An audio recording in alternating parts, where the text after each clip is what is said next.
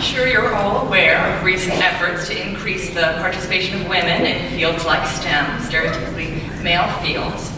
And I was on several national grants to do just that for several years. And I want to tell you something I've learned about many of these efforts.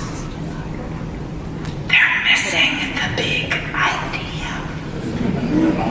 Now, I'm not saying that they shouldn't be done. I'm actually a big supporter. What I am saying is that increasing the representation of women in stereotypically male fields does not appear to be changing the fact that in society at large, in organizations at large, stereotypically feminine traits, skills, and behaviors are systematically devalued. Cooperation is worth less to us than competition. For all its merits, long-term relationship building is worth less to us than today's profit margin.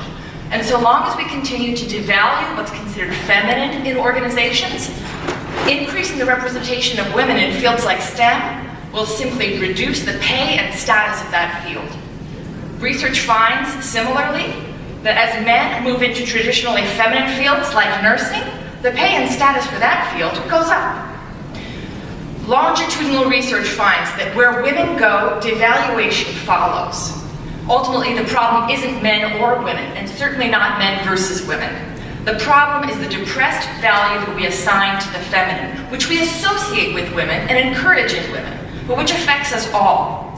Organizations need to start acknowledging, measuring, prioritizing positive, stereotypically feminine assets like community building to the same extent that they acknowledge, measure, prioritize positive, stereotypically masculine assets like decisiveness. We all know that having cooperative, supportive co-workers and leaders who provide individualized consideration decreases burnout and turnover. Let's start putting our money where our mouths are and hiring for these assets.